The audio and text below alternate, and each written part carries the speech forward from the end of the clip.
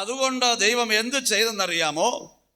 അടുത്ത ഭാഗം 2 രാജാക്കന്മാരുടെ പുസ്തകം 17-ാം അധ്യായം 7 മുതൽ നമ്മൾ വായിക്കണം. വളരെ ഷാർട്ടായിട്ടാണ് പോകുന്നത്, എല്ലാം കൂടെ പറയാൻ പറ്റത്തില്ല.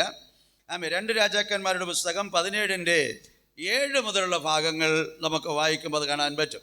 ഇസ്രായേൽ മക്കൾ തങ്ങളെ മിസ്രയീം രാജാവായ ഫറവോന്റെ കൈക്കീഴിൽ നിന്ന് വിടുവിച്ച് മിസ്രയീം ദേശത്ത് നിന്ന് പുറപ്പെടുവിച്ചു കൊണ്ടുവന്ന തങ്ങളുടെ ദൈവമായ യഹോവയോട് പാപം ചെയ്ത് അന്യ ദൈവങ്ങളെ ഭജിക്കുകയും കണ്ടോ, അന്യ ദൈവങ്ങളെ ഭജിക്കുകയും യഹോവ ഇസ്രായേൽ മക്കളുടെ മുമ്പിൽ നിന്ന് നീക്കി കളഞ്ഞിരുന്ന ജാതിയുടെ ചട്ടങ്ങളെയും അവയെ നടപ്പാക്കിയ.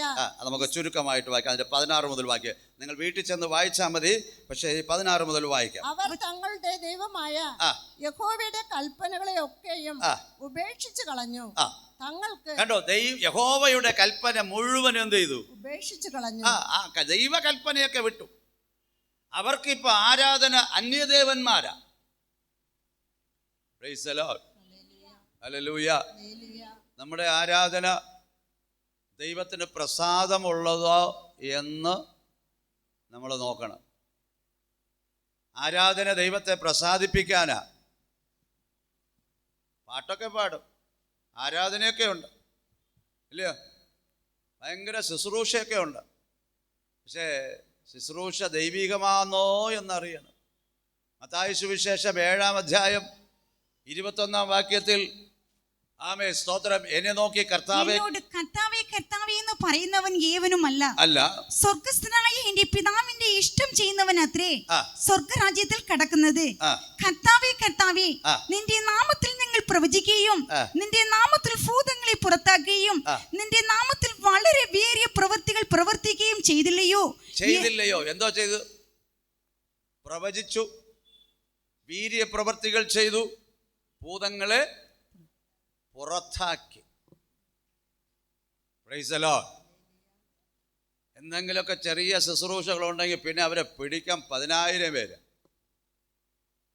തമിഴ്നാട്ടിൽ ഒരുത്തനെ, അവൻ കാറിൽ വന്നു, കാറിൽ നിന്നിറങ്ങി സ്റ്റേജിൽ പോയത് തേരില്ല, രഥത്തില. കാറിൽ വന്നിറങ്ങി പിന്നെ സ്റ്റേജിൽ പോയത് രഥത്തില. Price the Lord. ഇതൊക്കെ എന്തോ ശുശ്രൂഷ നമുക്കറിയാം. ആരെയും കുറ്റം പറയുന്നല്ല, ജനം അറിഞ്ഞിരിക്കണം. രഥത്തിൽ വരുന്നത് ഇതൊക്കെ ഗമയെന്നല്ല. ശുശ്രൂഷ വളരെ എളിമയായിരിക്കണം, എല്ലാവരോടും സഹകരിച്ചു പോകുന്ന, സ്നേഹിച്ചു പോകുന്ന, ഇല്ലയോ? പൗലോസ് പറയുമ്പോൾ ചെലവില്ലാതെ സ്ഥാപിക്കുക, ചെലവില്ലാതെ ശുശ്രൂഷ ഉണ്ടാകും. Price the Lord. വളരെ എളിമയായ നിലയിൽ നമ്മുടെ ലക്ഷ്യം ജനം രക്ഷിക്കപ്പെടുക എന്നുള്ളത്. Price the Lord. ഓക്കെ, എന്തോ ഇരിക്കട്ടെ. അപ്പോൾ ഇവിടെ ദൈവത്തിന് ഇഷ്ടമില്ലാത്തത് അവർ ചെയ്തപ്പോൾ ദൈവം അവരോട് എന്ത് ചെയ്തു? കോപിച്ചു. അവരുടെ വ്യർത്ഥമായ ആരാധന കണ്ട് ദൈവത്തിന് വലിയ ദുഃഖം തോന്നി. അതിന് 16 മുതലൊന്ന് വായിച്ചാലോ? അവർ തങ്ങളുടെ ദൈവമായ യഹോവയുടെ കൽപ്പനകളെ ഒക്കെയും ഉപേക്ഷിച്ചു കളഞ്ഞു. തങ്ങൾക്ക് 2 കാളക്കുട്ടികളുടെ വിഗ്രഹങ്ങൾ വാർപ്പിച്ച് അശേര പ്രതിഷ്ഠയും ഉണ്ടാക്കി. ആകാശത്തിലെ സർവ്വ സൈന്യത്തെയും നമസ്കരിച്ച് ബാലിനെയും സേവിച്ചു പോന്നു. അവർ തങ്ങളുടെ പുത്രന്മാരെയും പുത്രിമാരെയും അഗ്നിപ്രവേശം ചെയ്യിച്ച് പ്രശ്നവും ആഭിചാരവും പ്രയോഗിച്ച് യഹോവയെ കോപിപ്പിക്കേണ്ടത്. എന്താ പറഞ്ഞു? പ്രശ്നവും ആഭിചാരവും പ്രയോഗിച്ച്. ദൈവത്തിന്റെ പ്രമാണത്തിൽ ഇല്ലല്ലോ. ദൈവത്തിന്റെ പ്രമാണത്തിൽ ഇത് ഇല്ല. നമ്മൾ വായിച്ച മത്തായി സുവിശേഷത്തിൽ നമുക്ക് തോന്നും, വേദപുസ്തകത്തിലുണ്ടല്ലോ, പ്രവചനമുണ്ട്, വീര്യപ്രവർത്തികളുണ്ട്, ഭൂതങ്ങളെ പുറത്താക്കുന്നതൊക്കെ ഉണ്ടാ. എന്നാൽ അവിടെ എഴുതിയിരിക്കുന്നത് എന്തോ എഴുതിയിരിക്കുന്നു? ആ നാളിൽ അവരങ്ങനെ എന്നോട് പറയും, അന്ന് ഞാൻ അവരോട് ഞാൻ ഒരു നാളും നിങ്ങളെ അറിഞ്ഞിട്ടില്ല, ഒരു നാളും ഞാൻ നിങ്ങളെ അറിഞ്ഞിട്ടില്ല. അധർമ്മം പ്രവർത്തിക്കുന്നവരെ. എന്താ പ്രവർത്തിക്കുന്നത്?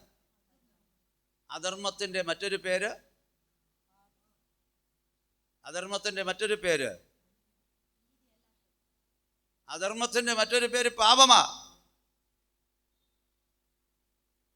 ഇല്ലയോ? 1 യോഹന്നാൻ 5:17 ഒന്ന് വായിച്ചു. ഏത് പാപമാകുന്നു. ഏത് അനീതിയും പാപമാ. അധർമ്മം അനീതിയാ. ഏത് അനീതിയും പാപമാ. അവര് ചെയ്ത ശുശ്രൂഷ പാപമായി പോയില്ലയോ? ഇല്ലയോ?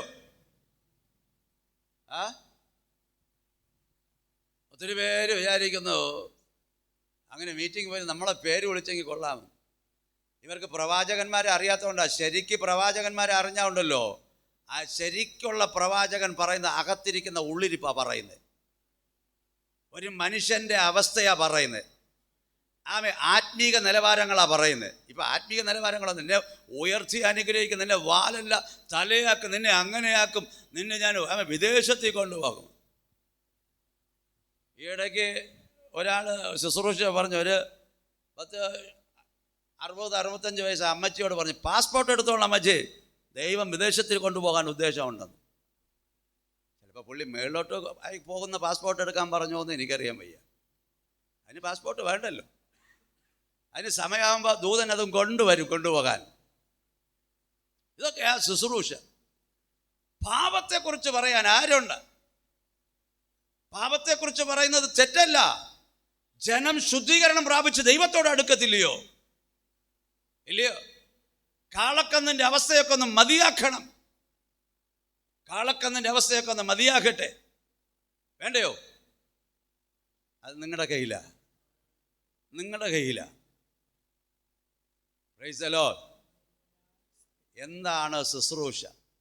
പേര് വിളിച്ച ഉടനെ, പ്രവചിച്ച ഉടനെ ഭൂതം പുറത്താൻ. ഞാൻ 2 ദിവസം മുമ്പ് ഒരാൾ എനിക്കൊരു വീഡിയോ അയച്ചു തന്നു. ഒരാൾ ഇങ്ങനെ കാണിക്കുക. ഇങ്ങനെ കാണിക്കുമ്പോൾ ഒരു അമ്മച്ചി തന്നെ ഇങ്ങനെ വളയുക. ഇങ്ങനെ അവസാനം ഹോ എന്ന് പറഞ്ഞപ്പോൾ താഴെ വീണു. ഇതെന്താ പൊടിയെന്നൊന്നും നമുക്കറിയാൻ വയ്യ. യേശു അങ്ങനെ ഒരു ശുശ്രൂഷ ചെയ്തില്ല. അപ്പോസ്തലന്മാരാരും ചെയ്തില്ല. അവർ പോയിടത്തൊക്കെ ജനം ഗുണപ്പെട്ടു, മാനസാന്തരപ്പെട്ടു, സഭയോട് ചേർന്നൊന്നാ. മനസ്സിലാവുന്നുണ്ടോ? ഓക്കെ, എനിവേ അതവിടെ നിൽക്കട്ടെ, നമുക്ക് സമയമില്ലല്ലോ, നമുക്ക് മുമ്പോട്ട് പോകാം. Price the Lord. ഇവർ കാളക്കന്നിനെയൊക്കെ ഉണ്ടാക്കി വെച്ചു, ദൈവകൽപ്പന വിട്ടു, ദൈവത്തിന് ഇഷ്ടമില്ലാതെ ചെയ്തു. പല പ്രാവശ്യം ദൈവം വാൺ ചെയ്തു, പ്രവാചകന്മാരെ അയച്ചു. എങ്കിലും ഒന്നിനും അവർ ചെവി കൊടുത്തില്ല. ഒന്നിനും അവർ ചെവി കൊടുത്തില്ല. അതുകൊണ്ട് ദൈവം എന്ത് ചെയ്യുന്നറിയാമോ? Praise the lord. ഇഷ്ടമായുള്ളത് ചെയ്യുവാൻ തങ്ങളെ തന്നെ വിറ്റുകളഞ്ഞു. അവരെന്ത് ചെയ്തു? 17:22 മുതൽ ഒന്ന് വായിക്കും. അങ്ങനെ ഇസ്രായേൽ മക്കൾ യൊരോബെയാം ചെയ്ത സകല പാപങ്ങളിലും നടന്നു.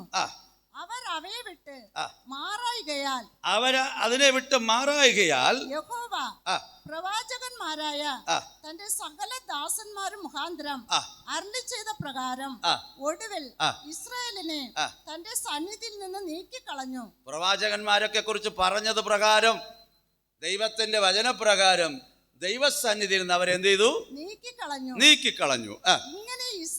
ഇങ്ങനെ ഇസ്രായേൽ സ്വദേശം വിട്ട് അശ്ശൂരിലേക്ക് പോകേണ്ടി വന്നു. എവിടെ പോകേണ്ടി വന്നു? അശ്ശൂരിലേക്ക്. ശ്രദ്ധിക്കണം, വളരെ പ്രധാനമായ വിഷയമാണ്. സമാറിയയിൽ സ്തോത്രം തലസ്ഥാനമായി 10 ഗോത്രം ഇസ്രായേൽ എന്ന ആ പേരിൽ നാമത്തിൽ അവര് അങ്ങനെ ഭരണം നടത്തി ഇസ്രായേൽ ഭരിക്കുമ്പോൾ ദൈവത്തിന് ഇഷ്ടമില്ലാത്ത കാര്യം ചെയ്തതുകൊണ്ട് ദൈവം അവരെ അശ്ശൂര്യരുടെ കയ്യിൽ എന്ത് ചെയ്തു? വിറ്റു, ഏൽപ്പിച്ചു. വായിക്കാം. ഇന്നുവരെ അവിടെ ഇരിക്കുന്നു അശ്ശൂർ രാജാവ് ബാബേൽ, ഹൂദ, ഔവ, ഹമാത്ത്, സെഫർബയം എന്നിവിടങ്ങളിൽ നിന്ന് ആളുകളെ വരുത്തി ഇസ്രായേൽ മക്കൾക്ക് പകരം ശമര്യ പട്ടണങ്ങളിൽ പാർപ്പിച്ചു. എന്തോന്നറിയാമോ? ഇസ്രായേൽ താമസിച്ചിരുന്ന ആ ദേശത്തിൽ എല്ലാ ജനത്തെയും മൊത്തമായിട്ട് പാക്ക് ചെയ്തു ഇവിടെ നിന്ന് കൊണ്ടുപോയി. എവിടെ? അശ്ശൂറിലേക്ക്. സമാറിയയിൽ നിന്ന് എവിടെ കൊണ്ടുപോയി?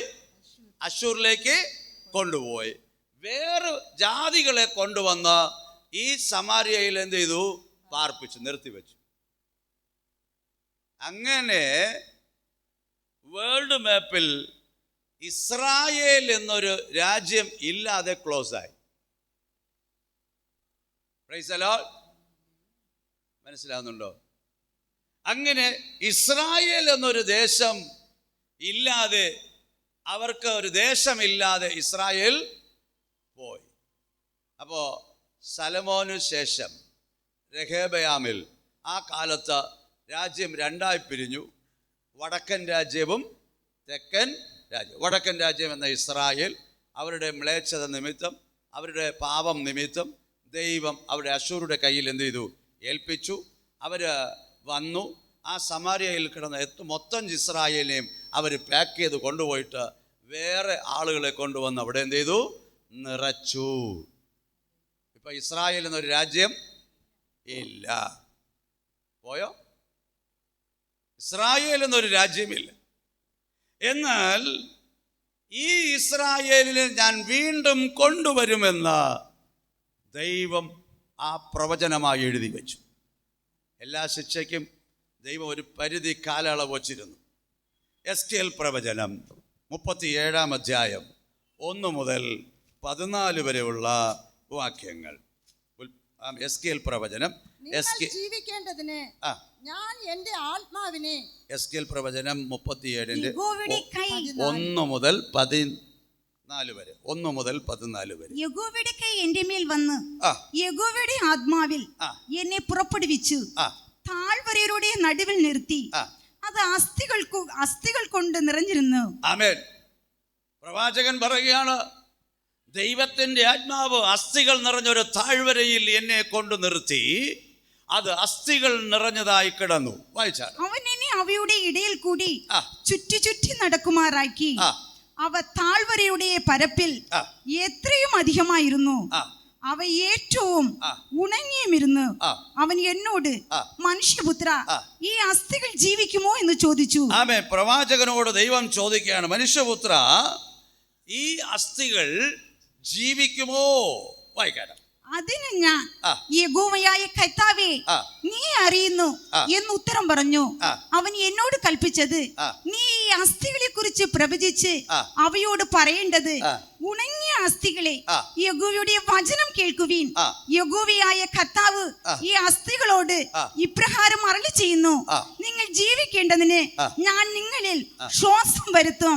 ഞാൻ നിങ്ങളുടെ മേൽ നരമ്പ് വെച്ച് മാംസം പിടിപ്പിച്ച് നിങ്ങളെ തൊക്കുകൊണ്ട് പൊതിഞ്ഞ് നിങ്ങൾ ജീവിക്കേണ്ടതിന് നിങ്ങളിൽ ശ്വാസം വരുത്തും. നിങ്ങൾ ജീവിക്കേണ്ടതിന് നിങ്ങൾക്ക് ഞാൻ ശ്വാസം വരുത്തും. ഇവിടെ ഒരു ഉപമയാ പറയുന്നത്. താഴ്വരയിൽ ചിതറിക്കിടക്കുന്ന അസ്ഥികൾ, ഉണങ്ങിക്കിടക്കുന്ന അസ്ഥികൾ, ഈ അസ്ഥികൾ ജീവിക്കുമോ? ഈ അസ്ഥികൾ ജീവിക്കുമോ? പ്രവാചകൻ, കർത്താവേ, നിനക്ക് എന്നെ അറിയാം, ഞങ്ങൾക്ക് എങ്ങനെ അറിയാം? Price the Lord. ദൈവം പറഞ്ഞു, ഈ അസ്ഥികളെ ഞാൻ കൂട്ടിച്ചേർക്കും. അതിൻ്റെ മേൽ മാംസവും ഞരമ്പും ഉണ്ടായി ത്വക്കുമുണ്ടാകും. അതിൻ്റെ അകത്ത് ഞാൻ ജീവൻ കൊണ്ടുവരും. എവിടെ?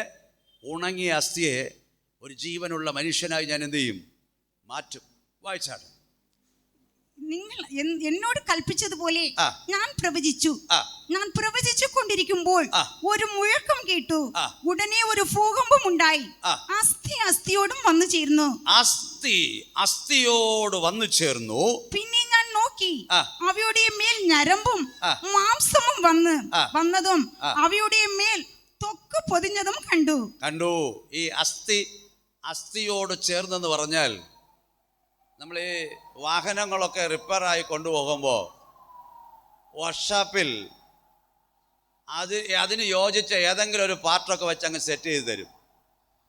പ്രൈസലോ, നട്ടോ ബോൾട്ടോ അതിൻ്റെ ഏതെങ്കിലും ഒരു പാർട്ടോ അവിടെ കിടക്കുന്ന ഏതെങ്കിലും പഴയതൊക്കെ ഒപ്പിച്ചങ്ങ് തരും. അങ്ങനെയല്ല.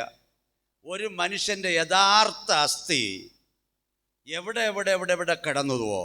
കാരണം ഈ ഒരു മനുഷ്യൻ ചത്തു കഴിഞ്ഞാൽ ഈ കഴുകന്മാർ അവരെ കൊത്തി വലിച്ച്, കഴുകന്മാരുടെ ഇടയിൽ വഴക്കുണ്ടാകുമ്പോൾ അവർ കൊത്തി വലിച്ച് ചിലപ്പോൾ ഒരുത്തൻ്റെ കയ്യെ പറിച്ച് അവിടെ എവിടെയെങ്കിലും കൊണ്ടുവച്ച് തിന്ന് ഒരു കഴുകൻ. വേറൊരു കഴുകൻ ഇവൻ്റെ തലയും പുതുക്കിക്കൊണ്ട് അവിടെ കൊണ്ടുവച്ച് കഴിക്കുക. എവിടെയൊക്കെ കിടക്കുക, ചിതറിക്കിടക്കുക. അസ്ഥിയോട് ചേർന്നു. അതിന് വളരെ ആത്മീക അർത്ഥമുണ്ട്. വളരെ മനോഹരമായി വ്യാഖ്യാനിക്കാം. അത് അസ്ഥിയെക്കുറിച്ച് അത്ഭുതമായ കാര്യങ്ങൾ നമുക്ക് വേദപുസ്തകത്തിൽ പഠിക്കാനുണ്ട്. അസ്ഥിയോട് ചേർന്നു. അതതായ അസ്ഥി. ആ മനുഷ്യന് എത്ര അസ്ഥി ഉണ്ടായിരുന്നോ, ഏതൊക്കെ അസ്ഥി ഉണ്ടായിരുന്നോ, ഇല്ലയോ? ആമേൻ. അങ്ങനെ പഠിക്കാൻ പറ്റും. ആമേൻ. വായിച്ചാടൻ.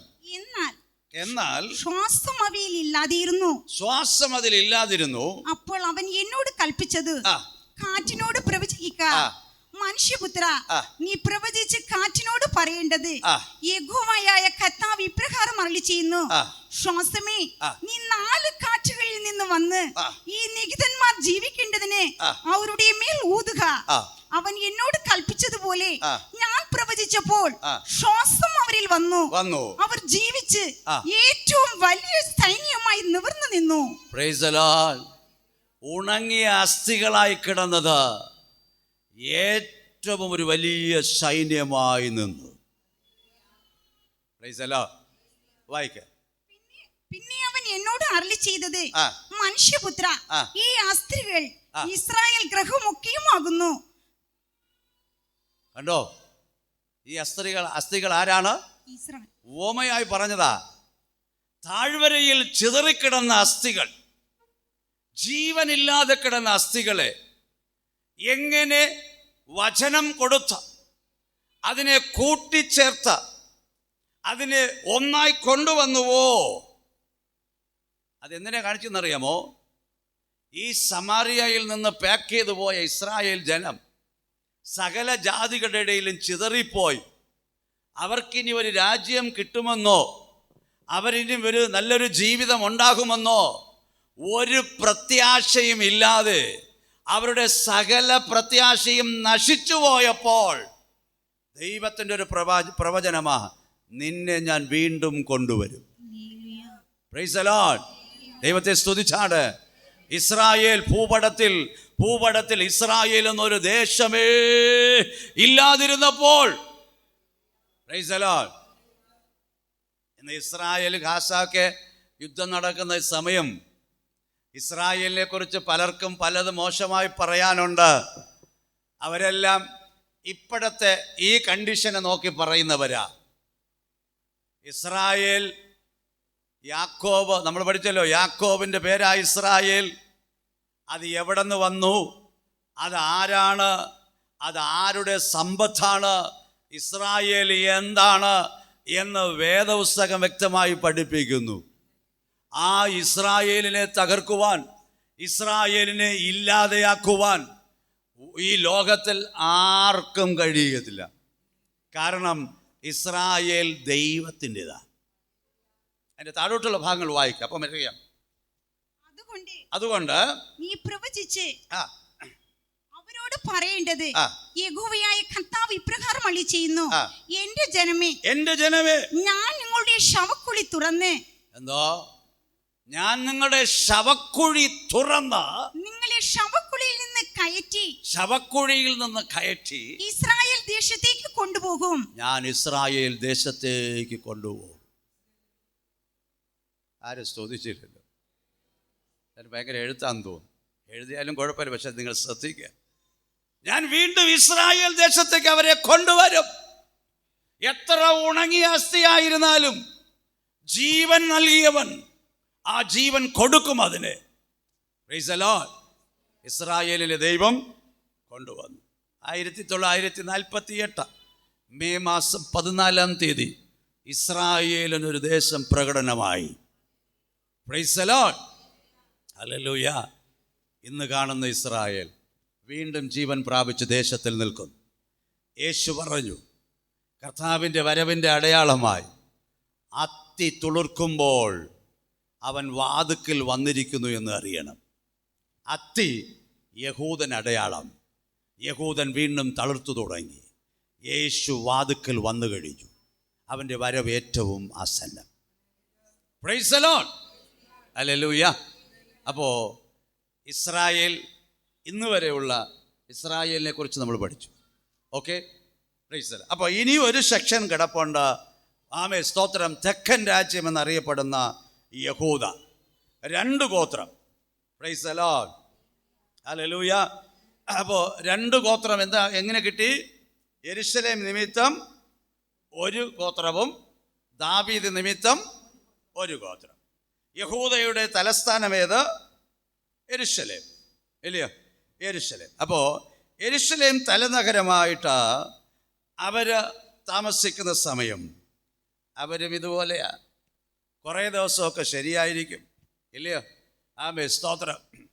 ഈ യഹൂദ ഗോത്രത്തെ ഏകദേശം 20 രാജാക്കന്മാർ ഭരിച്ചു. ഇസ്രായേലിലെ 19 രാജാക്കന്മാരും അവർ ഭരിച്ചു. അപ്പം അവരും ഇതുപോലെ തെറ്റൊക്കെ ചെയ്തു.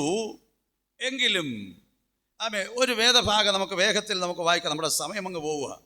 2 രാജാക്കന്മാരുടെ പുസ്തകം 20-ാം അധ്യായത്തിൽ വരുമ്പോൾ, 2 രാജാക്കന്മാരുടെ പുസ്തകം 20-ാം അധ്യായത്തിൽ വരുമ്പോൾ അവിടെ യഹൂദ ഒരുപാട് തെറ്റ് ചെയ്തു. എങ്കിലും 2 രാജാക്കന്മാരുടെ പുസ്തകം 20-ാം അധ്യായം അതിന്റെ 1-ാം വാക്യം മുതൽ വായിക്കും. ആ കാലത്ത് ഹിസ്കിയാവിനെ മരിക്കത്തക്ക രോഗം പിടിച്ചു. ആമോസിന്റെ മകനായ യെശയ്യാ പ്രവാചകൻ അവന്റെ അടുക്കൽ വന്ന് അവനോട്, നിന്റെ ഗ്രഹകാര്യം ക്രമത്തിലാക്കുക, നീ മരിച്ചു പോകും, ശേഷിക്കയില്ല എന്ന് യഹോവ അരുളിച്ചെയ്യുന്നു എന്ന് പറഞ്ഞു. അപ്പോൾ ഹിസ്കിയാവ് മുഖം ചുവരിന്റെ നേരെ തിരിച്ച് യഹോവയോട് പ്രാർത്ഥിച്ചു, അയ്യോ യഹോവേ, ഞാൻ വിശ്വസ്തയോടും ഏകാഗ്രത ഹൃദയത്തോടും കൂടെ തിരുമുൻപിൽ നടന്ന് നിനക്ക് പ്രസാദമുള്ളത് ചെയ്തിരിക്കുന്നു എന്ന് ഓർക്കണമേ എന്ന് പറഞ്ഞു. ഹിസ്കിയാവ് ഏറ്റവും കരഞ്ഞു. എന്നാൽ യെശയ്യാവ് നടുമുറ്റം വിട്ടു പോകും മുമ്പേ അവന് യഹോവയുടെ അരുളപ്പാട് ഉണ്ടായത് എന്തെന്നാൽ, നീ മടങ്ങിച്ചെന്ന് എന്റെ ജനത്തിന്റെ പ്രഭുവായ ഹിസ്കിയാവോട് പറയേണ്ടത്, നിന്റെ പിതാവായ ദാവീദിന്റെ ദൈവമായ യഹോവ ഇപ്രകാരം അരുളിച്ചെയ്യുന്നു, ഞാൻ നിന്റെ പ്രാർത്ഥന കേട്ടു, നിന്റെ കണ്ണുനീർ കണ്ടിരിക്കുന്നു, ഞാൻ നിന്നെ സൗഖ്യമാക്കും. 3-ാം ദിവസം നീ യഹോവയുടെ ആലയത്തിൽ പോകും. ഞാൻ നിന്റെ ആയുസ്സിനോട് 15 സംവത്സരം കൂട്ടും. ഞാൻ നിന്നെയും നിന്റെ ഈ നഗരത്തെയും അശൂർ രാജാവിന്റെ കയ്യിൽ നിന്ന് വിടുവിക്കും. എന്റെ നിമിത്തവും എന്റെ ദാസനായ ദാവീദിന്റെ നിമിത്തവും ഈ നഗരം ഞാൻ കാത്തു രക്ഷിക്കും. അപ്പോ മരിക്കാൻ തക്ക മരണം ഉണ്ടായി പല രാജ്യങ്ങളിലും. ആമേൻ. ഈ യഹൂദയുടെ രാജാവാകുന്ന യെസ്കേൽ മരിച്ചു പോകുമെന്ന് ആ മരണത്തിൻ്റെ ദിവസം മണിക്കൂറുകൾ നോക്കി നിൽക്കുമ്പോൾ അവൻ കരഞ്ഞ് പ്രാർത്ഥിച്ചപ്പോൾ യഹോവ യെസ്കേലിനെ സൗഖ്യമാക്കി 15 സംവത്സരം കൂടെ കൂട്ടി. ചിലർ പ്രാർത്ഥിക്കുമ്പോൾ പറയാറുണ്ട്, കർത്താവ് യെസ്കേലിൻ്റെ ആ ആയുസ് നീട്ടിക്കൊടുത്തതുപോലെ നീട്ടിക്കൊടുക്കണമേ. യെസ്കേലിന് ചോദിക്കാൻ ഒരു കാരണമുണ്ടായിരുന്നു, കർത്താവേ, നിനക്ക് പ്രസാദമുള്ളത് ചെയ്തു എന്ന് എന്നോട് ഓർക്കണമേ. നമ്മെക്കുറിച്ച് ദൈവസേനയിൽ എന്തോ ഓർക്കാനുണ്ട്? എന്താ ഓർക്കാനുണ്ട്? എന്തെങ്കിലും ചെയ്തോ? യെസ്കേൽ ചെയ്ത പ്രസാദമുള്ള കാര്യം നല്ല രസമുള്ളത് ആ സബ്ജക്റ്റ്. എന്തൊക്കെ ആണ് പുള്ളി ചെയ്തു എന്നുള്ളത് ഒരു സബ്ജക്റ്റായിട്ട് നമുക്ക് പഠിക്കണം. അത് നല്ല രസമാണ്. Price the Lord. ഓക്കെ, അപ്പോൾ പുള്ളി പ്രാർത്ഥിച്ചപ്പോൾ ദൈവം യെസ്കേലിന് എന്ത് ചെയ്തു? സൗഖ്യം കൊടുത്തു. എഴുതുന്നവർ അതിൻ്റെ ആ നോട്ട് ഒന്ന് വേഗത്തിൽ എഴുതിയാൽ 2 ദിനവൃത്താന്തം 32 24 മുതൽ 31 വരെയുള്ള ഭാഗം വായിക്കേണ്ട, വേഗത്തിൽ എഴുതി പോകുക, സമയം പോവുക. യെശയ്യാ പ്രവചനം 38-ാം അധ്യായം 1 മുതൽ 8 വരെയുള്ള ഭാഗം. 2 രാജാക്കന്മാർ 20-ാം അധ്യായം 1 മുതൽ 12 വരെയുള്ള ഭാഗം. ഈ 3 ഭാഗത്തിലും യെസ്കേലിൻ്റെ രോഗത്തെയും സൗഖ്യത്തെക്കുറിച്ച് എഴുതിയിട്ടുണ്ട്.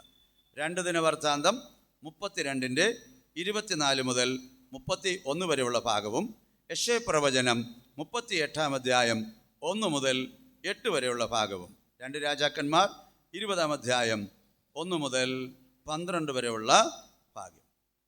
Okay, praise the lord. അപ്പോൾ നമുക്ക് ഈ യെസ്കേൽ രോഗസൗഖ്യം പ്രാപിച്ചു. ഈ യെസ്കേൽ എന്ത് ചെയ്യുന്നറിയാമോ? തൻ്റെ സൗഖ്യം അറിഞ്ഞ് തന്നെ കാണാൻ ഒത്തിരി പേര് വന്നു. ബാബിലോണിൽ നിന്നും കുറേ ആൾക്കാരൊക്കെ വന്നപ്പോൾ പുള്ളി തൻ്റേതായ എല്ലാം തുറന്നു കാണിക്കുവാനിടയായി. യെശയ്യാ പ്രവചനം 39 അധ്യായം, യശപ്രവചനം 39 അധ്യായം, അതിൻ്റെ 1 മുതൽ 8 വരെയുള്ള വാക്യങ്ങൾ വായിക്കാം. ആ കാലത്ത് ബലദാന്റെ മകനായ മെരേദക്ക് ബലദാൻ എന്ന ബാബേൽ രാജാവ് ഹിസ്കിയാവിന് രോഗം പിടിച്ചിട്ട് സുഖമായി എന്ന് കേട്ടതുകൊണ്ട് അവന് എഴുത്തും സമ്മാനവും കൊടുത്തയച്ചു. ആമേൻ. ബാബിലോണിലെ രാജാവ് എഴുത്തും സമ്മാനവും കൊടുത്തയച്ചു. ഹിസ്കിയാവ് അവരെ കുറിച്ച് സന്തോഷിച്ചു. തന്റെ ഭണ്ഡാരഗൃഹവും പൊന്നും വെള്ളിയും സുഗന്ധവർഗവും പരിമള തൈലവും ആയുധശാലയൊക്കെയും തന്റെ ഭണ്ഡാരത്തിലുള്ള സകലവും അവരെ കാണിച്ചു. കണ്ടോ? അവന്റെ കൊട്ടാരം, ആലയം, കളപ്പുര, ആയുധപ്പുര എല്ലാം തുറന്നു കാണിച്ചു. വായിക്കാം. തന്റെ രാജധാനിയിലും തന്റെ ആധിപത്യത്തിൽപ്പെട്ട സകലത്തിലും ഹിസ്കിയാവ് അവരെ കാണിക്കാത്ത ഒരു വസ്തുവും ഇല്ലായിരുന്നു. കണ്ടോ? ആമേൻ. എല്ലാം തുറന്നു കാണിച്ചു. ആർക്കാ? ബാബിലോണിൽ വന്ന വിരുന്നുകാർക്കാ. ബാബിലോണിൽ വന്നവർക്ക് എല്ലാം തുറന്നങ്ങ് കാണിച്ചു. വായിച്ചാട്ടെ. 2 രാജാക്കന്മാരുടെ പുസ്തകം 20 അധ്യായത്തിലെ 12-13 വാക്യം. 2 രാജാക്കന്മാരുടെ പുസ്തകം. ആ കാലത്ത് ബലദാന്റെ മകനായ ബെരോദക് ബലദാൻ എന്ന ബാബേൽ രാജാവ് ഹിസ്കിയാവ് ദീനമായി കിടക്കുന്നു എന്ന് കേട്ടിട്ട് ഹിസ്കിയാവിന് എഴുത്തും സമ്മാനവും കൊടുത്തയച്ചു. ഹിസ്കിയാവ് അവരുടെ വാക്ക് കേട്ട് തന്റെ ഭണ്ഡാരഗൃഹം മുഴുവനും പൊന്നും വെള്ളിയും സുഗന്ധവർഗവും പരിമള തൈലവും തന്റെ ആയുധശാലയും തന്റെ ഭണ്ഡാരങ്ങളിൽ ഉള്ളതൊക്കെയും അവരെ കാണിച്ചു. എല്ലാം ഒക്കെ അവരെ കാണിച്ചു. അതുകൊണ്ട് ദൈവത്തിന്റെ വാക്ക് ഉണ്ടായത് 2 രാജാക്കന്മാരുടെ പുസ്തകം 20-14 മുതൽ വായിച്ചാൽ. എന്നാൽ യെശയ്യാ പ്രവാചകൻ ഹിസ്കിയാ രാജാവിന്റെ അടുക്കൽ വന്നവനോട്, ഈ പുരുഷന്മാർ എന്തു പറഞ്ഞു? അവരെവിടെ നിന്ന് നിന്റെ അടുക്കൽ വന്നു എന്ന് ചോദിച്ചതിന് ഹിസ്കിയാവ്, അവർ ദൂരദേശത്ത് നിന്ന് ബാബേലിൽ നിന്ന് വരുന്നു എന്ന് പറഞ്ഞു. അവർ രാജധാനിയിൽ എന്തെല്ലാം കണ്ടു എന്ന് ചോദിച്ചതിന് ഹിസ്കിയാവ്, രാജധാനികളിലൊക്കെയും അവർ കണ്ടു. എന്റെ ഭണ്ഡാരത്തിൽ ഞാൻ അവർക്ക് കാണിക്കാത്ത ഒരു വസ്തുവും ഇല്ല എന്ന് പറഞ്ഞു. യെശയ്യാവ് ഹിസ്കിയാവോട് പറഞ്ഞത്, യഹോവയുടെ വചനം കേൾക്ക. രാജധാനിയുള്ളതൊക്കെ നിന്റെ പിതാക്കന്മാർ ഇന്നുവരെ ശേഖരിച്ചു വെച്ചതും ഒട്ടൊഴിയാതെ ബാബേലിലേക്ക് എടുത്തുകൊണ്ടു പോകുന്ന കാലം വരുന്നു. കണ്ടോ? നീ എല്ലാം എന്തൊക്കെ കാണിച്ചു? അതെല്ലാം തുറന്നു കാണിച്ചു. ദൈവം പറഞ്ഞു, നീ എന്തെല്ലാം തുറന്നു കാണിച്ചുവോ എല്ലാം ബാബിലോണിലേക്ക് കൊണ്ടുപോകുന്ന ഒരു കാലം വരും. കണ്ടോ? യഹൂദജനം ബാബിലോണിലേക്ക് പ്രവാസത്തിലേക്ക് പോകാൻ കാരണം അവരുടെ പാപം. അതുപോലെ ഈ സ്തോത്രം എസ്കേൽ ചെയ്ത ഈ വിഷയം, ശത്രുക്കൾക്ക് ഇല്ലയോ രോഗസൗഖ്യം കൊടുത്തത് ദൈവമാണ്. അവർ കൊടുത്ത പൊന്നും വെള്ളിയും ഒക്കെ വാങ്ങിച്ചു വെച്ചു, സമ്പത്തൊക്കെ വാങ്ങിച്ചു വെച്ചു, സമ്മാനമൊക്കെ വാങ്ങിച്ചു വെച്ചു. പുള്ളിക്ക് അതിന്മേൽ വലിയ സന്തോഷമുണ്ടായി. അവരെ സ്വീകരിച്ച അവരുടെ എല്ലാ കാര്യങ്ങളും, ആലയം, കളപ്പുര, ആയുധശാല, കൊട്ടാരം, കാണിക്കാത്തതൊന്നുമില്ല, എല്ലാം കൊണ്ട് അവർ തുറന്നു കാണിച്ചു. ദൈവം കൊടുത്തതാ. എന്നാൽ ദൈവത്തെ മറന്ന് ജാതികളോട് കൂട്ടായ്മയുണ്ടായി എല്ലാം തുറന്നു കാണിച്ചപ്പോൾ ദൈവം പറഞ്ഞു, എന്തെല്ലാം നീ കാണിച്ചുവോ എല്ലാം ബാബിലോണിലേക്ക് കൊണ്ടുപോകുന്ന ഒരു കാലം വരും. Price the Lord. അങ്ങനെയാണ് സ്തോത്രം. നമുക്ക് 2 ദിനവൃത്താന്തം 36 അധ്യായം 2 ദിനവൃത്താന്തം 36 അധ്യായത്തിലെ സ്തോത്രം നമുക്ക് എല്ലാം വായിക്കണ്ട. അതിൻ്റെ 20-21 വാക്യങ്ങളൊന്ന് വായിച്ചാൽ. 36 അധ്യായം ഫുള്ള് വായിക്കണം. ഫുള്ള് ചാപ്റ്റർ എഴുതിയേക്ക്. എന്നാൽ 20-21 വായിക്കാം. വാളിനാൽ വീഴാതെ ശേഷിച്ചവരെ അവൻ ബാബേലിലേക്ക് കൊണ്ടുപോയി. പാർസ്യ രാജ്യത്തിന് ആധിപത്യം സിദ്ധിക്കും വരെ അവർ അവിടെ അവനും അവന്റെ പുത്രന്മാർക്കും അടിമകളായിരുന്നു. യിരെമ്യാ മുഖാന്തരം ഉണ്ടായ യഹോവയുടെ വചനം നിവർത്തിയാകേണ്ടതിന് ദേശം അതിന്റെ ശബത്തുകളെ അനുഭവിച്ച് കഴിയോളം തന്നെ. ആമേൻ. അവിടെ യിരെമ്യായുടെ വാക്ക് എന്താണ്? വായിച്ചാട്ടെ. യിരെമ്യാ പ്രവചനം 25 അധ്യായം അതിൻ്റെ 8 മുതൽ 12 വരെയുള്ള വാക്യങ്ങൾ. അതുകൊണ്ട് സൈന്യങ്ങളുടെ യഹോവ ഇപ്രകാരം അരുളിച്ചെയ്യുന്നു, നിങ്ങൾ എന്റെ വചനങ്ങളെ കേൾക്കായ്ക കൊണ്ട് ഞാൻ ആളയച്ച് വടക്കുള്ള സകല വംശങ്ങളെയും എന്റെ ദാസനായ ബാബേൽ രാജാവായ നെബൂഖദ്നേസറിനെയും പറയുന്നുണ്ടോ? എൻ്റെ ദാസനായ നെബൂഖദ്നേസർ. എപ്പോഴാ കർത്താവിൻ്റെ ദാസനായ? ബാബിലോണിലെ രാജാവ് കർത്താവിൻ്റെ ദാസനായി. എന്തുകൊണ്ടാ? ദൈവ ഇഷ്ടം ചെയ്യാൻ പോകുന്നുണ്ട. ദൈവ ഇഷ്ടം ചെയ്യുന്നവനാ ദൈവത്തിൻ്റെ ദാസൻ. ദൈവത്തിൻ്റെ ഇഷ്ടം എന്തുവാ? ഇവരെ ഒന്ന് പിടിച്ച് പ്രവാസത്തിലേക്ക് കൊണ്ടുപോയിക്കണം. അപ്പൊ ദൈവത്തിന് വേണ്ടി അത് ചെയ്യുന്നത് കൊണ്ട് അത് പറഞ്ഞു, എൻ്റെ ദാസനായ ബാബേൽ രാജാവായ നെബൂഖദ്നേസറിനെയും ഈ ദേശത്തിന്റെ നേരെയും അതിലെ നിവാസികളുടെ നേരെയും ചുറ്റും വസിക്കുന്ന ഈ സകല ജാതികളുടെ നേരെയും വരുത്തി അവരെ ഉന്മൂലനാശം ചെയ്ത് സ്തംഭനഹേതുവും പരിഹാസ വിഷയവും ശാശ്വത ശൂന്യവുമാക്കി തീർക്കും. ഞാൻ ആനന്ദഘോഷവും സന്തോഷധ്വനിയും മണവാളന്റെ സ്വരവും മണവാട്ടിയുടെ സ്വരവും തിരിക്കലിന്റെ ഒച്ചയും വിളക്കിന്റെ വെളിച്ചവും അവരുടെ ഇടയിൽ നിന്ന് നീക്കിക്കളയും. ഈ ദേശമൊക്കെയും ശൂന്യവും സ്തംഭനഹേതുവുമാകും. കണ്ടോ? ഈ ദേശമെല്ലാം ശൂന്യമാകും. ഈ ജാതികൾ ബാബേൽ രാജാവിനെ 70 സംവത്സരം സേവിക്കും. എത്ര വർഷം? 70 സംവത്സരം അവര് സേവിക്കും. ദൈവം പറയുന്ന ആ വാക്ക്, 70 സംവത്സരം ഇവർ ബാബിലോണിനെ ആ രാജാവിനെ സേവിക്കും. വായിക്കാം. 70 സംവത്സരം തികയുമ്പോൾ ഞാൻ ബാബേൽ രാജാവിനെയും ആ ജാതിയെയും കൽദയരുടെ ദേശത്തെയും അവരുടെ അകൃത്യ നിമിത്തം സന്ദർശിച്ച് അതിനെ ശാശ്വത ശൂന്യമാക്കി തീർക്കുമെന്ന് യഹോവയുടെ അരുളപ്പാട്. അങ്ങനെ ഞാൻ ആ ദേശത്തെ കുറിച്ച് അരുളി ചെയ്തിരിക്കുന്ന സകല വചനങ്ങളെയും യിരെമ്യാവ് സകല ജാതികളെയും കുറിച്ച് പ്രവചിച്ചതും ഈ പുസ്തകത്തിൽ എഴുതിയിരിക്കുന്നതുമായ സകലത്തെയും ഞാൻ അതിന് വരുത്തും. ഓക്കെ, ഇനി വായിക്കാം. യെരെമ്യാ പ്രവചനം 29 10 മുതൽ 14 വരെ. ഞാൻ അവരെ മടക്കി കൊണ്ടുവരും. അവരെ ബാബിലോണിൽ ഇരിക്കുന്നവരെ മടക്കി കൊണ്ടുവരും എന്നുള്ള പ്രവചനം യഹോവ ഇപ്രകാരം അരുളി ചെയ്യുന്നു. ബാബേലിലെ 70 സംവത്സരം കഴിഞ്ഞ ശേഷമേ ഞാൻ നിങ്ങളെ സന്ദർശിച്ച് ഈ സ്ഥലത്തേക്ക് മടക്കി വരുത്തുമെന്ന്. കണ്ടോ? ആ 70 സംവത്സരം കഴിയുമ്പോൾ ഞാൻ നിങ്ങളെ വീണ്ടും മടക്കി വരുത്തുമെന്ന് നിങ്ങളോടുള്ള എന്റെ വചനം ഞാൻ നിവർത്തിക്കുകയുള്ളൂ. ആമേൻ. 70 വർഷം കഴിയുമ്പോൾ വീണ്ടും ഞാൻ അവരെന്ത് ചെയ്യും? മടക്കിക്കൊണ്ട് ഇസ്രായേലിനെ മടക്കി കൊണ്ടുവന്നു. അതുപോലെ ഈ യഹൂദ ജനത്തെയും വീണ്ടും ഞാൻ 70 വർഷം കഴിയുമ്പോൾ എന്ത് ചെയ്യും? മടക്കി കൊണ്ടുവരും.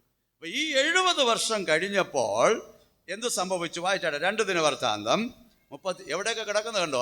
അതിൻ്റെ ലിങ്കുകൾ നമ്മളിങ്ങനെ വായിച്ചു നോക്കുമ്പോൾ ഈ ലിങ്കുകളൊന്നും അറിയത്തില്ല, വായിച്ചങ്ങ് വിട്ടേച്ച് പോകും, ഇല്ലയോ? അതുകൊണ്ടാണ് നമുക്ക് ആ ലിങ്കുകൾ നോട്ട് ചെയ്ത് പഠിക്കുമ്പോൾ ബൈബിൾ നന്നായിട്ട് മനസ്സിലാക്കാൻ പറ്റും. അതാ പറയുന്നത്. Price the Lord. 2 ദിനവൃത്താന്തം 36-ാം അധ്യായത്തിലെ അതിന്റെ 22, 23 വാക്യം. എന്നാൽ യിരെമ്യാ മുഖാന്തരമുണ്ടായ യഹോവയുടെ വചനം നിവൃത്തിയാകേണ്ടതിന് പാർസി രാജാവായ കോരശിന്റെ 1-ാം ആണ്ടിൽ യഹോവ പാർസി രാജാവായ കോരശിന്റെ മനസ്സുണർത്തി. കോരശിന്റെ മനസ്സ് എന്ത് ചെയ്തു? ഉണർത്തി. അവൻ തന്റെ രാജ്യത്തെല്ലായിടവും ഒരു വിളംബരം പ്രസിദ്ധമാക്കി. ആ രാജാവ് വിളംബരം ചെയ്യുക. രേഖാമൂലവും പരസ്യം ചെയ്തതെന്തെന്നാൽ പാർസി രാജാവായ കോരശ് ഇപ്രകാരം കൽപ്പിക്കുന്നു. സ്വർഗത്തിലെ ദൈവമായ യഹോവ ഭൂമിയിലെ സകല രാജ്യങ്ങളെയും എനിക്ക് തന്നിരിക്കുന്നു. യഹൂദയിലെ യെരൂശലേമിൽ അവനൊരു ആലയം പണിവാൻ അവൻ എന്നോട് കൽപ്പിച്ചുമിരിക്കുന്നു. ആമേൻ. Praise the lord. യഹൂദയില് യെരൂശലേം തകർക്കപ്പെട്ടു, ആലയമില്ല, ഇല്ലയോ? Praise the lord. ഇവര് പ്രവാസത്തിലേക്ക് കൊണ്ടുവന്നതിന് ശേഷം ആ ബാബിലോൺ രാജ്യം പല പ്രാവശ്യമായിട്ട് അവരെ കുറേശ്ശെ പിടിച്ചു കൊണ്ടുവന്നു. ദൈവം അന്ന് പറഞ്ഞതുപോലെ നീ എന്തെല്ലാം കാണിച്ചു അതെല്ലാം ബാബിലോണിലേക്ക് കൊണ്ടുവരും. ഇവരെ തല്ലി തകർത്ത് ആലയമൊക്കെ നുറുക്കി, കൊട്ടാരമൊക്കെ നുറുക്കി എല്ലാം ഇവിടെ എന്ത് ചെയ്തു? കൊണ്ടുവന്നു. നമുക്ക് ഒരുപാട് എക്സ്പ്ലെയിൻ ചെയ്യാനുള്ള സമയമില്ല, എങ്കിലും നിങ്ങൾക്കത് ഔട്ട്ലൈനായിട്ട് മനസ്സിലാക്കുക. ആമേ. ബാബിലോണിലെ രാജാവിനോട് ദൈവം പറഞ്ഞു, എൻ്റെ ജനം ഇവിടെ ഇരിപ്പുണ്ട്, അവരെ നീ പറഞ്ഞയക്കണം. എവിടെ? യെരൂശലേമിലേക്ക്. എന്തിന്? വെറുതെ അല്ല, പോയി ആലയം പണിയുവാൻ.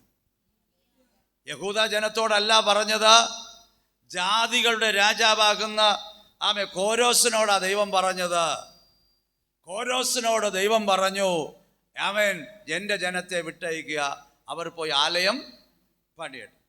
എസ്രായുടെ പുസ്തകം 1-ാം അതിൻ്റെ നേരെ താഴെ എസ്രായുടെ പുസ്തകം 1-ാം അധ്യായം 1 മുതൽ 1 വായിച്ചു. യിരെമ്യാ മുഖാന്തരം ഉണ്ടായ യഹോവയുടെ അരുളപ്പാട് നിവൃത്തിയാകേണ്ടതിന് പാർസി രാജാവായ കോരേഷിന്റെ 1-ാം ആണ്ടിൽ യഹോവ പാർസി രാജാവായ കോരേഷിന്റെ മനസ്സിനെ ഉണർത്തിയിട്ട് അവൻ തന്റെ രാജ്യത്തെ എല്ലായിടവും ഒരു വിളംബരം പ്രസിദ്ധമാക്കി രേഖാമൂലവും പരസ്യം ചെയ്തതെന്തെന്നാൽ പാർസി രാജാവായ കോരേഷ് ഇപ്രകാരം. ഞാൻ വേഗത്തിൽ പറഞ്ഞു പോകാം. ആ 1-ാം അധ്യായം മുഴുവൻ വീട്ടിൽ ചെന്ന് നിങ്ങൾ വായിച്ചു നോക്കണം. രാജാവ് പരസ്യപ്പെടുത്തി എന്തെന്നറിയാമോ? യഹോവയുടെ ജനം ആരൊക്കെ ഉണ്ടോ വേഗം നിങ്ങൾ നിങ്ങളുടെ രാജ്യത്തിലേക്ക് പൊക്കോളണം. അവിടെ പോയി നിങ്ങളുടെ ആലയം പണിയുവാൻ, നിങ്ങളുടെ ദൈവത്തിൻ്റെ ആലയം പണിയുവാൻ യഹോവ എന്നോട് കൽപ്പിച്ചു. യഹോവ എന്ത് ചെയ്തു? Price the Lord.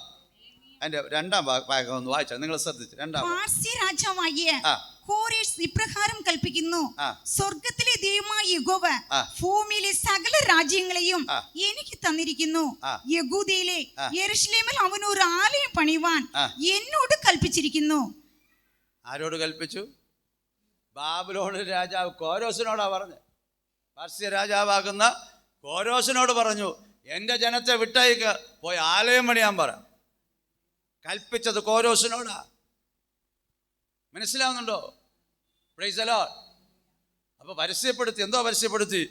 ശ്രദ്ധിക്കണേ, പുറജാതിയായ രാജാക്കന്മാർ വരെ ദൈവത്തെ അനുസരിച്ചു. ഇല്ലയോ?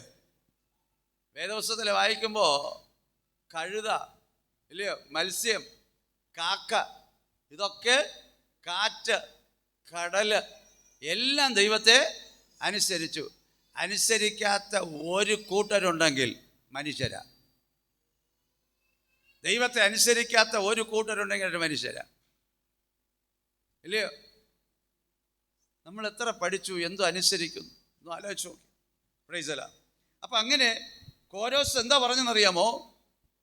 അവൻ്റെ രാജ്യത്തിലെ ജനത്തോട് പറഞ്ഞു, ഈ ജനം, യഹൂദ ജനം, ദൈവത്തിൻ്റെ ജനം ആലയം പണിയാൻ പോകുമ്പോൾ അവർക്ക് ആവശ്യമായതെല്ലാം കൊടുത്തയക്കണം.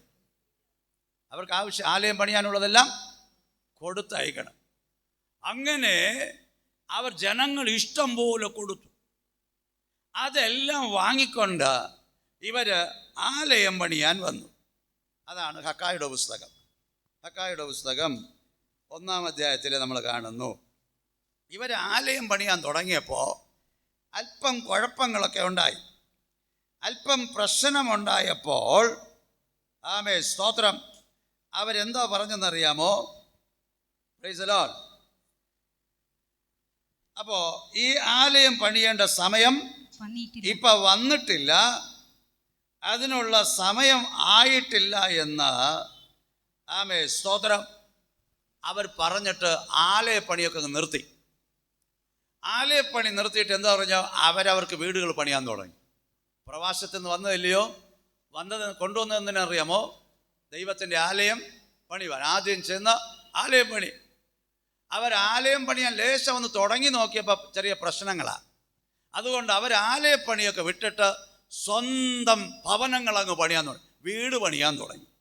അപ്പോഴാണ് ഈ പ്രവാചകനെ ദൈവം, ഹക്കായി പ്രവാചകനെ ദൈവം എഴുന്നേൽപ്പിച്ചു. 2-ാം വാക്യം നോക്കിയേ, 1:2. സൈന്യങ്ങളുടെ യഹോവ ഇപ്രകാരം അരുളി ചെയ്യുന്നു. സൈന്യങ്ങളുടെ യഹോവ ഇപ്രകാരം അരുളി ചെയ്യുന്നു, യഹോവയുടെ ആലയം പണിയുവാനുള്ള കാലം വന്നിട്ടില്ലെന്ന് ഈ ജനം പറയുന്നുവല്ലയോ? ഹഗായി പ്രവാചകൻ മുഖാന്തരം യഹോവയുടെ അരുളപ്പാട് ഉണ്ടായത് എന്തെന്നാൽ, ഈ ആലയം ശൂന്യമായിരിക്കെ, ദൈവം പറയുക, ഈ ആലയം ശൂന്യമായിരിക്കെ നിങ്ങൾക്ക് തട്ടിട്ട വീടുകളിൽ പാർക്കുവാൻ കാലമായോ? നിങ്ങൾക്ക് തട്ടിട്ട വീടുകളിൽ പാർക്കാൻ കാലമായോ? ആകയാൽ സൈന്യങ്ങളുടെ യഹോവ ഇപ്രകാരം അരുളി ചെയ്യുന്നു, നിങ്ങളുടെ വഴികളെ വിചാരിച്ചു നോക്കുവീൻ. നിങ്ങൾ വളരെ വിതച്ചിട്ടും അല്പമേ കൊണ്ടുവരുന്നുള്ളൂ. നിങ്ങൾ ഭക്ഷിച്ചിട്ടും പൂർത്തി വരുന്നില്ല. പാനം ചെയ്തിട്ടും തൃപ്തി വരുന്നില്ല. വസ്ത്രം ധരിച്ചിട്ടും. മതി, നിങ്ങൾ വീട്ടിൽ ചെന്ന് വായിക്കേ. അപ്പോൾ സ്തോത്രം, ഇവർക്ക് എന്ത് ചെയ്തിട്ടും ഒരു നന്മയില്ല, എന്ത് ചെയ്തിട്ടും ഒരു ഗുണം ഇല്ല. അതിൻ്റെ ആ അധ്യായം നിങ്ങൾ വായിച്ചു നോക്കണം. ദൈവം കൊണ്ടുവന്നത് ആലയം പണിയാൻ, അവർ ആലയപ്പണി വിട്ടിട്ട് സ്വന്തം കാര്യങ്ങൾ നോക്കി പോയി. ഇവിടെ എപ്പോഴും ശ്രദ്ധിക്കുക, ദൈവം നമ്മെ രക്ഷിച്ച സഭയോട് ചേർത്തത് സഭയോട് നിന്ന് കർത്താവിൻ്റെ വേലയ്ക്ക് താങ്ങാനാണ്. എന്ന് മനസ്സിലായോ? നമ്മളെ രക്ഷിച്ച സഭയെക്കുറിച്ച് നമ്മൾ പഠിക്കുമ്പോൾ, അപ്പോൾ നാളെ ഞാൻ അല്പമായിട്ട് അതിനെക്കുറിച്ച് പറയാം. കർത്താവിൻ്റെ ശരീരമാകുന്ന സഭയിലെ ഒരു അവയവമാക്കിയത് ചുമ്മാ കിടക്കാനല്ല, ചുമ്മാ നിൽക്കാനല്ല, ഇല്ലയോ? അത് മനസ്സിലാക്കണം. അതുകൊണ്ട് പത്രോസ് പറയുന്നത് 2 പത്രോസ് 1:10 സഹോദരന്മാരെ, നിങ്ങളുടെ വിളിയും തിരഞ്ഞെടുപ്പും എന്ത് ചെയ്യണം? ഉറപ്പാക്കണം. നിങ്ങളെ വിളിച്ചിട്ടുണ്ട്, നിങ്ങളെ ചില സേവനത്തിനായി തിരഞ്ഞെടുത്തിട്ടുണ്ട്. ഈ വചനപ്രകാരം നിയമപ്രകാരം നിന്നില്ലെങ്കിൽ തലകുത്തനെ നിന്ന് പ്രാർത്ഥിച്ചാലും നിങ്ങളുടെ പ്രാർത്ഥന കേൾക്കത്തില്ല. തെളിവുണ്ടോ? തെളിവുണ്ടോ? Praise the lord. സദൃശ്യവാക്യം 28:13 വാക്യം ഒന്ന് വായിച്ചു നോക്കി. തന്റെ ലംഘനങ്ങളെ മറയ്ക്കുന്നവന്, ഇല്ല, അതിന്റെ 9 വാക്യം. ന്യായപ്രമാണം കേൾക്കാതെ ചെവി തിരിച്ചു കളഞ്ഞാൽ അവന്റെ പ്രാർത്ഥന തന്നെയും വെറുപ്പാകുന്നു. അവന്റെ പ്രാർത്ഥന തന്നെ, വചനം കേൾക്കാത്തവൻ, ദൈവവചനം കേൾക്കാൻ താല്പര്യമില്ലാത്തവന്റെ ആ പ്രാർത്ഥന തന്നെ ദൈവത്തിന് വെറുപ്പാകും. സഖറിയായുടെ പുസ്തകം 7-ാം അധ്യായം അതിൻ്റെ 12-13 വാക്യം. സഖറിയായുടെ പുസ്തകം 7-ാം അധ്യായത്തിലെ അതിൻ്റെ 12-13 വാക്യം. ആകയാൽ ഞാൻ വിളിച്ചിട്ടും അവർ കേൾക്കാതിരുന്നത് പോലെ തന്നെ അവർ നിലവിളിക്കും, ഞാൻ കേൾക്കുകയില്ലതാനും എന്ന് സൈന്യങ്ങളുടെ യഹോവ അരുളിച്ചെയ്യുന്നു. ഞാൻ ഒരു ചുഴലിക്കാറ്റ് കൊണ്ട് അവർ അറിയാത്ത സകല ജാതികളുടെയും ഇടയിൽ പാറ്റിക്കളഞ്ഞ് ദേശമോ അത് മതി. അപ്പൊ അവിടെ നമ്മൾ ശ്രദ്ധിക്കുന്നു, ദൈവത്തിന്റെ വചനം കേട്ടില്ലെങ്കിൽ നാം നിലവിളിക്കുമ്പോൾ ദൈവം എന്ത് ചെയ്യത്തില്ല? കേൾക്കത്തില്ല. അപ്പോൾ ഹഗായിയുടെ പുസ്തകം വായിക്കുമ്പോൾ ആമേ സ്തോത്രം, ആലയം പണിയാൻ കൊണ്ടുവന്ന ജനം അവർക്ക് ഇഷ്ടമുള്ളതുപോലെ ഭവനം പണിത് അവർക്ക് ഇഷ്ടമുള്ളതുപോലെ ജീവിതം തുടങ്ങിയപ്പോൾ ദൈവം പറഞ്ഞു, ആമേ സ്തോത്രം, ദൈവം അവരുടെ എല്ലാ കാര്യത്തിലും അവരെ ദൈവം എന്ത് ചെയ്തു? കുറവ് വരുത്തി, അവർക്ക് രോഗം വരുത്തി. ആമേൻ. ആ 1-2 അധ്യായങ്ങൾ വായിക്കുമ്പോൾ നമുക്ക് കാണുവാൻ കഴിയും.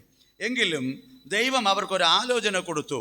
1-ാം അധ്യായം, ഹഗായിയുടെ പുസ്തകം 1-ാം അധ്യായം അതിന്റെ 8-ാം വാക്യത്തിൽ നോക്കി. നിങ്ങൾ മലയിൽ ചെന്ന് മരം കൊണ്ടുവന്ന് ആലയം പണിയുവിൻ, ഞാൻ അതിൽ പ്രസാദിച്ച് മഹത്വപ്പെടുമെന്ന് യഹോവ കൽപ്പിക്കുന്നു. ആമേ. യഹോവയുടെ ആലോചന എന്തോ? നിങ്ങളെ ആലയം പണിയാൻ കൊണ്ടുവന്നതാ. നിങ്ങൾ മലയിൽ ചെന്ന് മരങ്ങൾ വെട്ടി ആലയം പണിയുവിൻ, ഞാൻ അതിന്മേൽ എന്ത് ചെയ്യും? പ്രസാദിക്കും. 2-ാം അധ്യായത്തിൽ വരുമ്പോൾ അവര് എന്ത് വെച്ചാൽ ആലയത്തിൻ്റെ പണി തുടങ്ങി. ആലയത്തിൻ്റെ പണി തുടങ്ങിയപ്പോൾ ദൈവത്തിന് പ്രസാദം തോന്നി. അതുകൊണ്ട് ദൈവം പറഞ്ഞു, 2:19 വായിച്ചാട്ടെ. വിത്ത് ഇനിയും കളപ്പുരയിൽ കിടക്കുന്നുവോ? മുന്തിരിവള്ളിയും അത്തിവൃക്ഷവും മാതുളവും ഒലിവ് മരവും കായ്ക്കുന്നില്ലയോ? ഇന്നു മുതൽ ഞാൻ നിങ്ങളെ അനുഗ്രഹിക്കും. എന്തോ? ഇന്നു മുതൽ? എന്ന് മുതൽ? ആലയം പണിയാൻ തുടങ്ങിയ ദിവസം മുതൽ ഞാൻ നിങ്ങളെ അനുഗ്രഹിക്കും. നമ്മൾ ഈ വീട് പ്രതിഷ്ഠ, വിവാഹം ഒക്കെ നടക്കുന്ന സമയം നമ്മളിങ്ങനെ ആലോചിക്കുക, എന്തോ സമ്മാനം കൊടുക്കുക? ഒരു വചന ബോർഡ് വാങ്ങിച്ചു കൊടുക്കും, ഒരു വാക്യം വാങ്ങിച്ചു കൊടുക്കും. നമ്മൾ അവിടെ പോയി നോക്കുമ്പോൾ നമ്മുടെ കണ്ണിൽ കാണുന്നത്, ഇന്നു മുതൽ ഞാൻ നിന്നെ, ഈ വാക്യം സൂപ്പർ വാക്യമാണ്, ഇന്നു മുതൽ ഞാൻ നിന്നെ അനുഗ്രഹിക്കും. അപ്പോൾ നമ്മൾ വിവാഹത്തിൻ്റെ എന്നാ കൊണ്ടു കൊടുക്കുന്നത്. അവർ പൊളിച്ചു നോക്കുമ്പോൾ എഴുതി, ഇന്നു മുതൽ ഞാൻ നിന്നെ അനുഗ്രഹിക്കും. അവരുടെ എന്ന് മുതൽ അവരെന്താ കണക്കാക്കുന്നറിയാമോ? ഈ വിവാഹമായ ഇന്നീ ദിവസം മുതൽ, ഇന്നു മുതൽ ദൈവം നമ്മെ വിശ്വസിക്കുന്നത് നല്ലതാ, പക്ഷെ വാക്തത്വം ആരുടെയാണെന്ന് നോക്കണം. ഇല്ലയോ? വിശ്വസിക്കുന്നത് നല്ലതാ, ഏത് സന്ദർഭത്തിൽ ആരോട് പറഞ്ഞു. നമ്മൾ ഈ വാക്തത്വം വാങ്ങിച്ചു കൊടുത്ത പള്ളിക്കൊന്നും പോകാത്തതായിരിക്കും, രക്ഷിക്കപ്പെടാത്തതായിരിക്കും, ഗുണപ്പെടാത്തതായിരിക്കും, പേര് ക്രിസ്ത്യാനിയായിരിക്കും. പേരിനുള്ള ക്രിസ്ത്യാനിക വാങ്ങിച്ചു കൊടുക്കുക. ഇന്ന് മുതൽ ഞാൻ എന്ത് ചെയ്യും?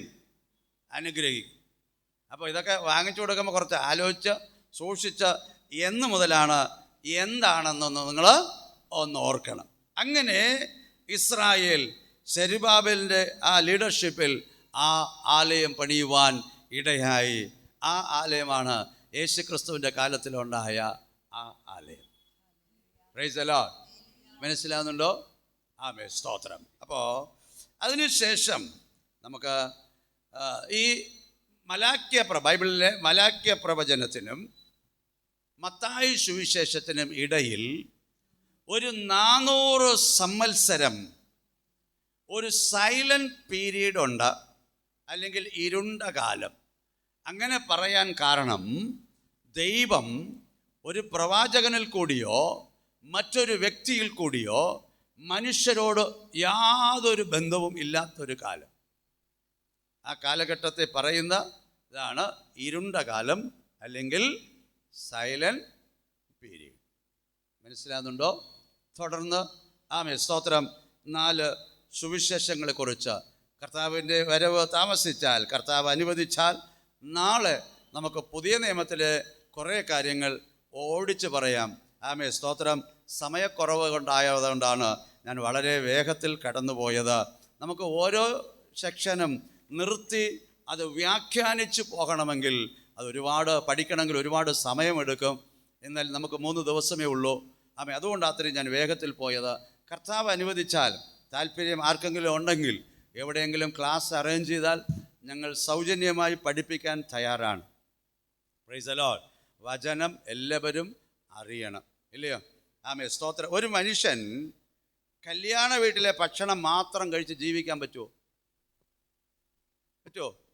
കല്യാണം എപ്പോഴും വരും, ആണ്ടിലൊന്നോ 2 ഒക്കെ വരും, ഇല്ലയോ? അതുപോലെ അമ്മയും അപ്പനും തരുന്ന ഭക്ഷണം ഒരു പരിധിയുണ്ട്. അത് കഴിയുമ്പോൾ നമ്മളെന്ത് ചെയ്യും? വിവാഹമായി പ്രത്യേകം പോയി. ഈ സഹോദരിമാർക്കുണ്ട് വല്ലപ്പോഴൊക്കെ ഒരു തോന്നലുണ്ടാകും, അമ്മയുടെ വീട്ടിൽ പോയി 2 ദിവസം നിന്ന് ഭക്ഷണമൊക്കെ കഴിച്ചിട്ട് വരണം, ഇല്ലയോ? നമ്മളെ വീട്ടിലും ഭക്ഷണം ഉണ്ടാകും. ഈ കൺവെൻഷൻ മീറ്റിംഗ് എല്ലാം, വചനം കേൾക്കുന്നതെല്ലാം കല്യാണ വീട് പോലെയാണ്. എന്നെങ്കിലും ഒരിക്കൽ കിട്ടും. ഈ ആഴ്ചയ്ക്ക് ഒരു പ്രസംഗം വചന ശുശ്രൂഷ കിട്ടുന്ന സഭയില അമ്മയുടെ വീട്ടിലെ ആഹാരം പോലെയാണ്. എന്നാൽ നിങ്ങൾ ദിനം വായിക്കുന്ന വചനം എന്നും വായിക്കുന്നെങ്കിൽ നിങ്ങളെ വീട്ടിലെ ഉള്ള ഭക്ഷണം പോലെയാണ്. അപ്പം നമ്മുടെ വീട്ടിലെ ഭക്ഷണം ഉണ്ടെങ്കിൽ മാത്രമേ നമുക്ക് ആരോഗ്യമായിട്ട് മുമ്പോട്ട്, എന്നും അമ്മ തരും അപ്പൻ തരും എന്ന് നോക്കിയിരിക്കാൻ പറ്റത്തില്ല. കല്യാണം വരട്ടെ എന്ന് നോക്കിയിരിക്കാനും പറ്റത്തില്ല. കൺവെൻഷൻ വരും, അതൊരു കല്യാണ വീട് പോലെ 2-3 ദിവസമൊക്കെ അടിച്ചു പൊളിച്ച് അങ്ങ് പോകും, അത്രയേ ഉള്ളൂ, ഇല്ലയോ? ആഴ്ചയ്ക്ക് ഒരിക്കൽ സഭായോഗത്തിന് പോകും, അവിടെ ഒരു വചന ശുശ്രൂഷ കേട്ടു വന്നു. പക്ഷേ ദിനം പ്രതി ദൈവവചനം എന്ത് ചെയ്യണം? വായിക്കണം. ഞാൻ വെറും ജസ്റ്റ് ഔട്ട്ലൈൻ മാത്രമേ ഞാൻ പറഞ്ഞിട്ടുള്ളൂ. ആമേ, പഴയ നിയമം നമുക്ക് തീർന്നു. സ്തോത്രം. കർത്താവ് അനുവദിച്ചാൽ നാളെ നമുക്ക് പുതിയ നിയമത്തിലെ വിഷയങ്ങളുമായിട്ട് കാണാം. കർത്താവ് നമ്മെ അനുഗ്രഹിക്കട്ടെ. നമുക്ക് പ്രാർത്ഥിക്കാം, നമ്മുടെ കണ്ണുകളടയ്ക്കാം.